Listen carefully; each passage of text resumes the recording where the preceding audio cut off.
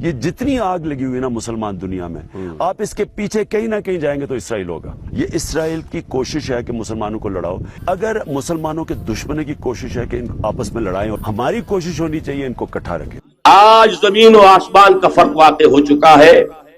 آج یہودی عیسائی پر مسلط ہو چکا ہے۔ یہ سارا یہود کی سازش، وہ خاک کے ہے زیر فلک مطلع انوار، گردن نہ جھکی جس کی جہانگیر کے آگے، جس کے نفس گرم سے ہے گرمی احرار۔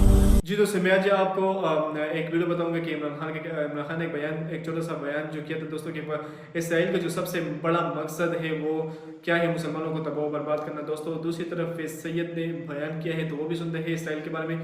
تو دوستو آئیے پہلے بیان سنتے ہیں، پھر آپ سے بات کرتے ہیں۔ اچھا، یہ اسرائیل کی کوشش ہے کہ مسلمانوں کو لڑاؤ۔ یہ جتنی آگ لگی ہوئی نا مسلمان دنیا میں، آپ اس کے پیچھے کہیں نہ کہیں جائیں گے تو اسرائیل ہوگا، کیونکہ اسرائیل کی بڑی سمپل کوشش یہ ہے کہ وہ یہ آپس میں لڑتے رہیں اور یہ کمزور ہوتے رہیں۔ ایران عراق کی لڑائی کروائی، پھر عراق کو تباہ کروایا، اس کے پیچھے ہے وہ۔ اب ان دونوں کو جب بینگ اسٹیٹس مین دونوں کا جی بتائیے۔ اب ان دونوں ہمارا، اگر مسلمانوں کے دشمنوں کی کوشش ہے کہ ان آپس میں لڑائیں اور شیعہ سنی کے بیچ میں، ہماری کوشش ہونی چاہیے ان کو اکٹھا رکھیں، جس کے لیے وہ جنگ کرواتے ہیں۔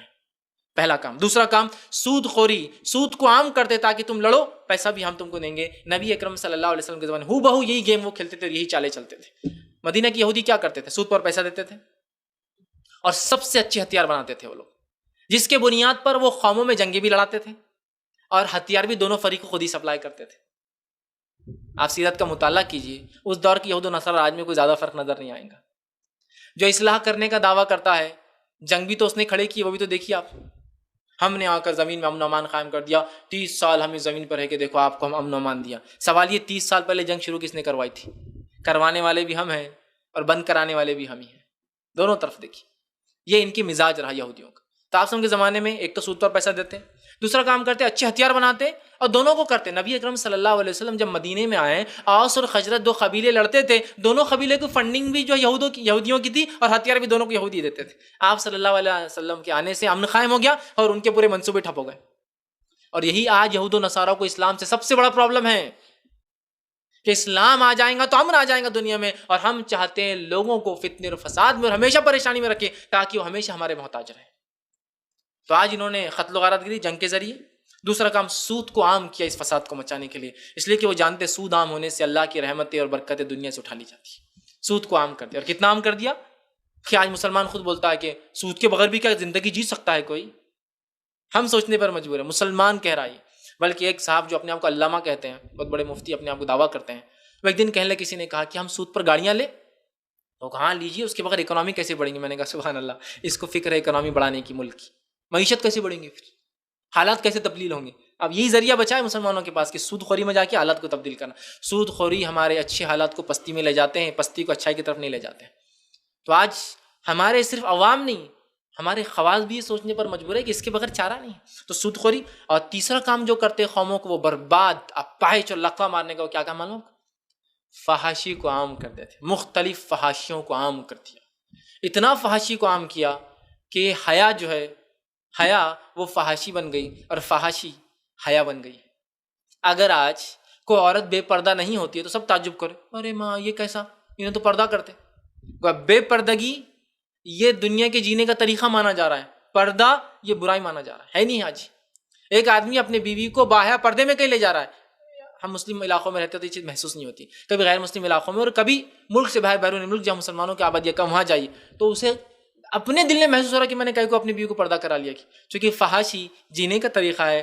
پردہ کرنا بولے تو یہ ایک بہت بڑا مشکل ہو جائے، کیسے میں اس کو مینٹین کر پاؤں، اندازہ لگائیے، یہ ہو چکی ہے دنیا۔ تو فحاشی کو عام کرتے، ہر قسم کی فحاشی، فحاشی سمجھتے نا آپ، جس سے شرمگاہیں کھل جاتی ہے، جو چیز کو اللہ نے چھپا رکھا ہے اس کو واضح کر دیتا ہے، یہ عام کرتا ہے۔ اور یہ شیطان کی چالوں میں سے ایک چال ہے، جو سب سے پہلے آدم علیہ السلام کے خلاف شیطان نے چال چلی تھی، وہ یہ تھی، آدم کو اس چیز کے لیے بہکایا ورغلایا کہ تم پھل کھا لو، اور پھل کھاتے ہی آدم علیہ السلام کو جو سب سے پہلا شعور قرآن نے کہا، وہ پتے توڑ کر اپنی شرمگاہ کو چھپانے لگے، کہ تو اب تک ان کی شرمگاہوں کے بارے میں ان کو عقلیں نہیں تھی، پھل کھانے کے بعد وہ شعور آیا، حوا اور آدم ایک دوسرے شرمگاہ چھپانے لگے۔ تو یہی شیطان کرتا ہے، فحاشی تو قوموں کا جو ہے فساد، یہ قوموں کا فساد۔ اسی طرح السلام علیکم ورحمۃ اللہ وبرکاتہ. ناظرین، اگر آپ کو اس ویڈیو سے کچھ فائدہ ہوا ہے اور آپ سمجھتے ہیں دوسرے بھی اس سے فائدہ اٹھائیں گے تو آپ ضرور ہمارا تعاون کریں اپنی زکوٰۃ و صدقات کے ذریعے.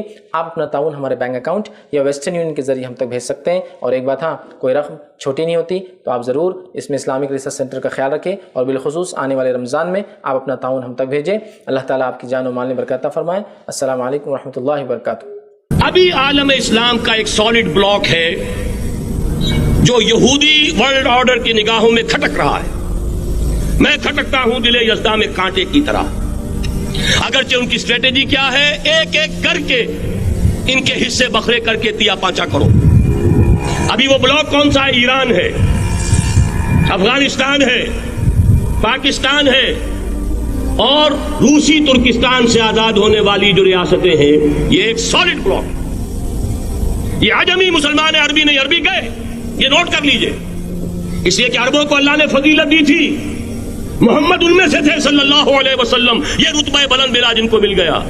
لیکن ساتھ ہی اللہ نے دھمکی بھی دے دی تھی سورہ محمد میں، ان تتولوا یستبدل قوما غیرکم، اگر تم پیٹھ دکھا دو گے اس مشن کو جو ہم نے تمہارے حوالے کیا ہے، تمہیں ہٹائیں گے، کسی اور کو لے آئیں گے. اور یہ بات ہو چکی ہے 13ویں صدی عیسوی میں. 1258 میں جب سقوط بغداد ہوا ہے، عربوں کے ہاتھ سے عالم اسلام کی قیادت چھین لی گئی، معزول کر دیے. اس کے بعد قیادت کن کے ہاتھوں میں آئی؟ ترکوں کے ہاتھ میں. ترکان تیموری ہندوستان میں، ترکان صفوی ایران میں، ترکان سلجوقی مڈل ایسٹ میں، اور ترکان عثمانی کا تو کہنا ہی کیا ہے. وہ ایشیا مائنر سے چل کر، آپ کو معلوم ہے کہ مشرقی یورپ کا کتنا بڑا علاقہ، دی گریٹ آٹومان امپائر، اس صدی کے آغاز تک قائم تھی. اس صدی میں عجیب عجیب معجزے ہوئے ہیں. گریٹ آٹومان امپائر جو 3 بر اعظموں پر محیط، نام و نشان ختم. The great U S S R, نام و نشان ختم. اب تو روس صاحب ایک ملک کی حیثیت سے رہ گئے.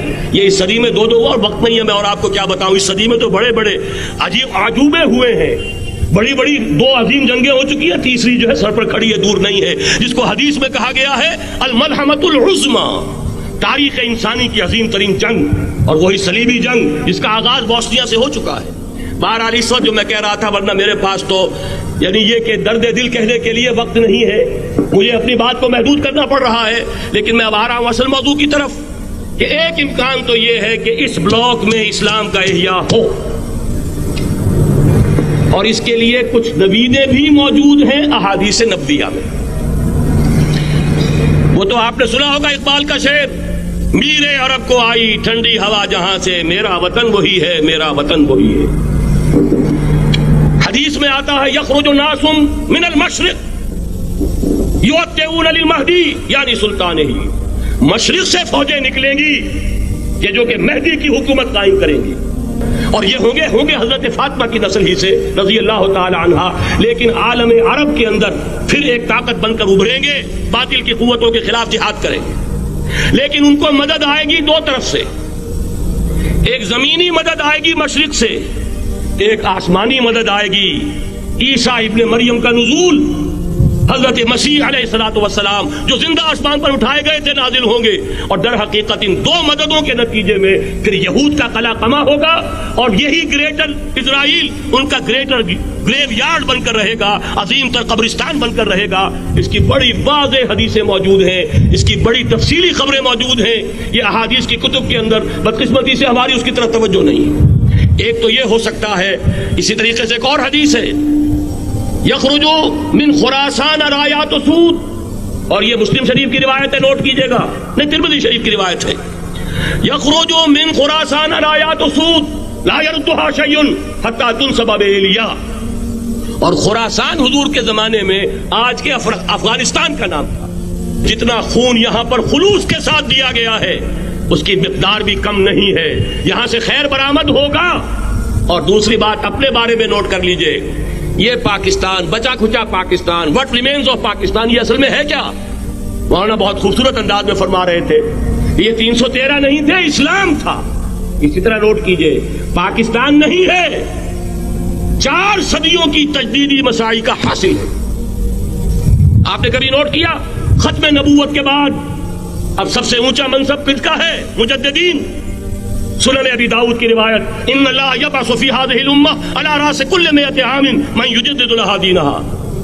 اور نوٹ کیجئے کوئی بات ہے، 1000 برس تک سارے مجدد عالم عرب میں پیدا ہوئے، جیسے ہی دوسرا 1000 سال شروع ہوا، الف ثانی کا مجدد اعظم شیخ احمد سرہندی کہاں تھا؟ صنم خانہ ہند میں حاضر ہوا میں شیخ مجدد کی لحد پر، وہ خاک کے ہے زیر فلک مطلع انوار، گردن نہ جھکی جس کی جہانگیر کے آگے، جس کے نفس کلم سے ہے گرمی آرار۔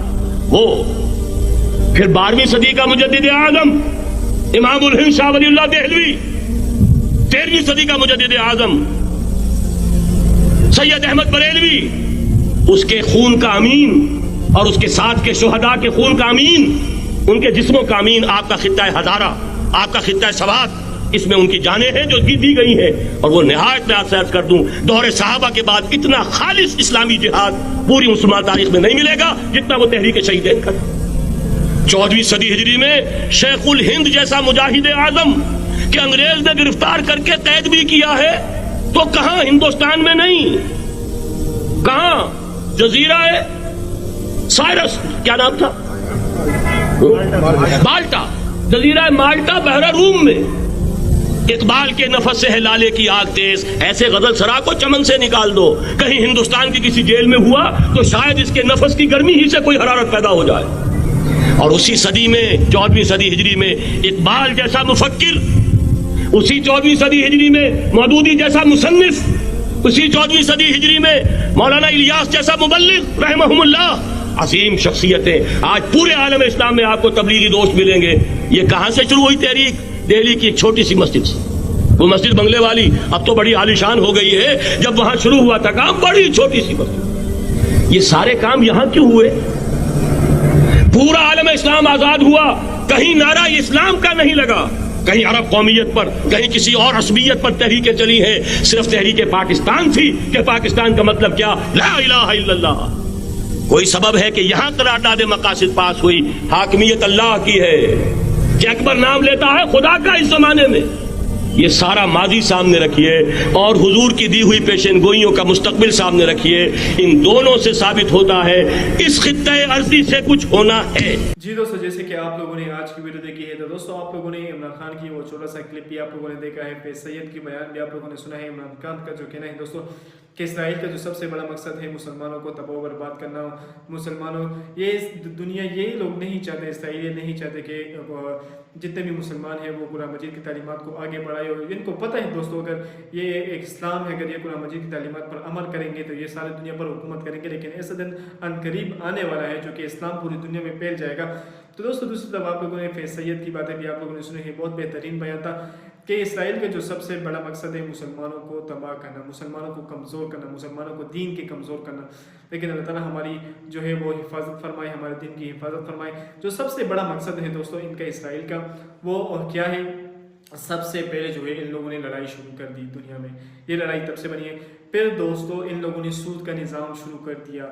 دوستو کہنے میں آتا ہے کہ جس قوم میں یا جس گھر میں یا جو بھی بندہ ہو اگر وہ سود کا کام کرتا ہو دوستو، وہاں سے اللہ تعالیٰ کی رحمتیں کٹ جاتی ہے، اللہ تعالیٰ کی برکتیں وہاں پہ کم ہو جاتی ہے، وہاں پہ اللہ تعالیٰ کی رحمتیں نہیں برستی جہاں پہ سود کا کام ہو۔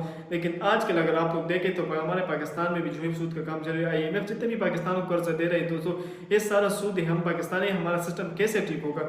دوسری جو سب سے بڑی بات کی ہے دوستو فیض سید نے کہ پاکستان میں فحاشی جو ہے وہ عام کرنا۔ آج کل اگر آپ لوگ دیکھیں تو دوستو ہر ایک جو ہے وہ جنریشن، اگر ہماری جو نیو جنریشن ہے، اگر وہ میڈیا کے اگر مد نظر ہم دیکھیں تو دوستو ٹک ٹاکر نے جو ہے آج کل بہت بڑی فحاشی پیدا کی ہے۔ پھر ٹک ٹاکر ہو گئے، ہمارے پاس فلمیں ہو گئی ہے، اس موبائل میں سب کچھ موجود ہے۔ اگر انسان جو ہے جتنے بھی نیو جنریشن ہیں وہ آج کل کیوں کمزور ہے، اگر وہ دین اسلام سے کیوں دور ہو رہے ہیں؟ اس موبائل نے، اس فحاشی نے دنیا کو تباہ و برباد کر دیا ہے دوستو۔ اگر وہ جتنے بھی مسلمان ممالک ہیں، یہ ان کی بہت بڑی چال تھی دوستو۔ جتنے بھی ان کے سود کے نظام ہیں، اگر وہ بینکوں میں ہیں تو بینکوں کے ذریعے بھی دوستو آج کل یہ سود عام ہو گیا ہے۔ اگر آپ لوگ بینک میں دوستو پیسے جو ہے وہ جمع کرو گے، پھر اگر آپ لوگ اس سے نکالو گے تو اس کا بھی ٹیکس آپ لوگوں سے کٹے گا۔ اگر کسی کو آپ لوگ وہ اماؤنٹ بھیجو گے تو اس سے بھی آپ لوگوں کا ٹیکس کٹے گا۔ اس طرح دوستو اگر آپ لوگ اس میں رقم اگر آپ لوگ رکھ دیں تو اس کے اوپر بھی سود آتا ہے۔ یہ سارا سود کا نظام چل رہا ہے دوستو، ہر ایک بینک میں چل رہا ہے۔ تو اور دوسری بات جو دوستوں آج کل جتنی بھی فحاشی پیدا ہو رہی ہے کہ وہ پہلے جو لوگ ٹی وی دیکھتے تھے، صحیح ہے دوستوں، پہلے ہم لوگ بڑوں کے ساتھ بیٹھ کے بھی ٹی وی دیکھ سکتے ہیں، لیکن آج کل ٹی وی بھی انسان نہیں دیکھ سکتا ہے۔ انسان اتنی فحاشی ہمارے پاکستان ٹیلی ویژن میں بھی آ گئی ہے، پاکستان میں بھی آ گئی ہے۔ یہ سارا جو ہے دوستوں اسرائیل کا بہت بڑا گیم ہے کہ مسلمانوں کو ان کی بنیادوں کو کیسے کمزور کیا جائے۔ سب سے بڑی بات یہ ہے دوستوں کہ مسلمانوں کو کیسے کمزور کر دیا جائے، ان کو اپنے دین سے کیسے جو ہے وہ دور کیا جائے، یہ لوگ دین کی تعلیمات کیسے ان سے دور کیا جائے۔ دوستوں یہ بہت بڑی چال ہے کہ پاکستان کی جو جنریشن ہے یہ کیسے کمزور ہو، یہ اسرائیل کی بہت بڑی چال ہے دوستوں۔ تو دوستوں جیسے کہ فیض سید کا بیان بھی آپ لوگوں نے سنا ہے کہ اللہ تعالیٰ نے ان پر عذاب ہی نازل کیا ہے، پہلے بھی عذاب لا رہے، پھر 1924 تک پھر بھی ان پر عذاب رہا، پھر یہ لوگ پاؤں پر کھڑے ہو گئے دوستوں۔ ابھی ان لوگ یہ تقریباً میرے خیال میں 80 لاکھ ان کی جو تعداد ہے 80 لاکھ ہے دوستوں، لیکن ان لوگوں نے ساری دنیا میں اپنی جڑی اتنی مضبوط کر رکھی ہے دوستوں کہ ہر ایک ملک کو قرضے بھی دے رہے ہیں۔ سب سے پہلے میں اپنے پاکستان کی بات کر رہا ہوں دوستوں کہ یہ پاکستان کو کتنا قرضہ ان لوگوں نے دیا ہے کہ پاکستان اگر اپنے پاؤں پہ کھڑا ہوگا تو پتہ نہیں کون سی صدی ہوگی یا پتہ نہیں کون سا سن ہوگا، ہمارا پاکستان ترقی کرے گا، ہمارا نوجوان جو اچھے ہوگا، ہمارا سسٹم اچھا ہوگا۔ لیکن ساری یہ چالیں اسرائیل کی پاکستان کو کمزور کرنا، پاکستان کی نسل کو جو ہے وہ کمزور کرنا، پاکستان کی جو نسلیں ہیں ان کو فحاشی میں کیسے ہم جو ہے لا سکتے ہیں۔ تو دوستو اللہ تعالیٰ ہمیں جتنے بھی ان کے یہ برے کام ہیں جو کہ ہمارے پاکستان میں آ رہے ہیں بلکہ آ چکے ہیں، اللہ تعالیٰ ہمیں ان سے بچائے رکھے۔ تو دوستو امید کرتا ہوں کہ ویڈیو آپ کو اچھی لگی ہوگی، بہت بہترین ویڈیو تھی۔ تو اگر کوئی بھی کمنٹ آپ ہمارے ساتھ شیئر کر سکتے ہو، کمنٹ سیکشن میں ہمارے ساتھ شیئر کر سکتے ہیں۔ والسلام۔